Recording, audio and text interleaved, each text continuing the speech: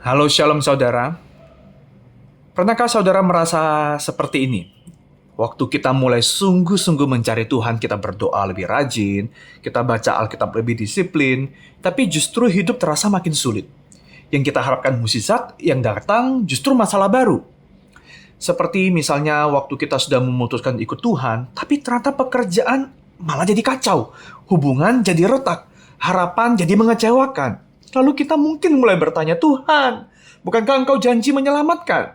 Kenapa sekarang justru situasi jadi lebih buruk? Saudara, itulah persis yang dirasakan Musa dalam peristiwa di Keluaran pasal 5. Dia telah menaati Tuhan, dia berdiri di hadapan Firaun, dia menyampaikan berita pembebasan. Tapi hasilnya, bangsa Israel malah diperbudak lebih keras. Mereka menyalahkan Musa. Musa pun datang mengadu pada Tuhan dengan hati yang lelah. Keluaran 5 ayat 22, "Mengapa engkau menyusahkan bangsa ini?" teriak Musa.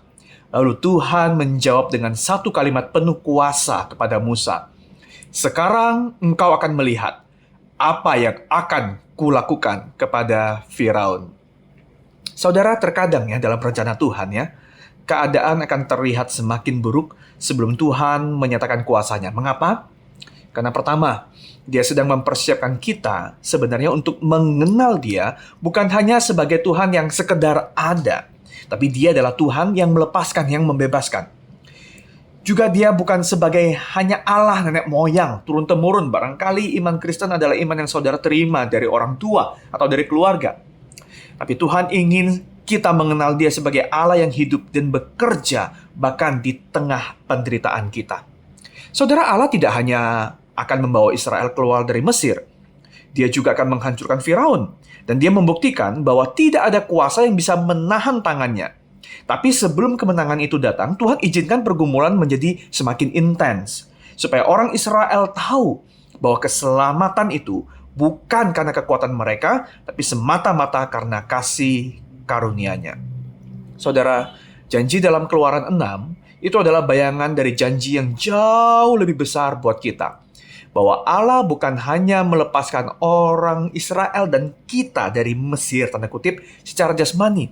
Dia melepaskan kita dari perbudakan dosa melalui Kristus. Dan lihat Yesus sendiri seperti apa. Ketika Dia datang untuk menyelamatkan, banyak yang bingung. Murid-muridnya melihat Dia ditangkap, diadili, dan disalibkan. Loh, bukankah Dia Mesias? Mengapa Dia malah mati?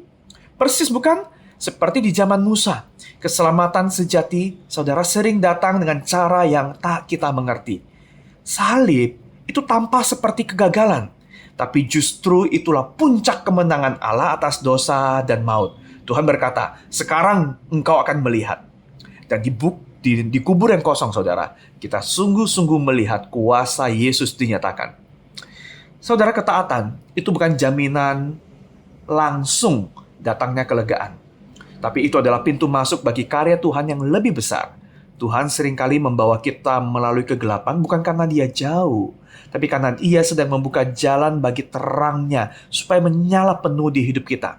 Maka ingat saudara, pertama, ketaatan tidak selalu membuat segalanya lebih mudah, tapi akan selalu di dalam Tuhan itu dibuat jauh lebih bermakna. Yang kedua, Yesus adalah bukti bahwa rencana Tuhan yang tampak gagal itu justru adalah rencana untuk menyelamatkan dunia.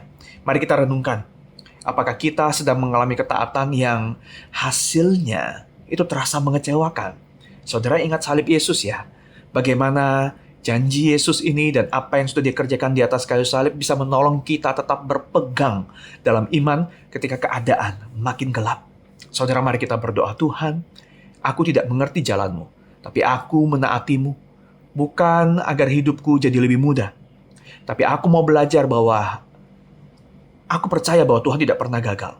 Tolong aku Tuhan, di situasi yang memburuk sekalipun, tunjukkan padaku kemuliaan-Mu seperti yang Engkau tunjukkan pada Musa. Dalam nama Yesus, aku berdoa. Amin.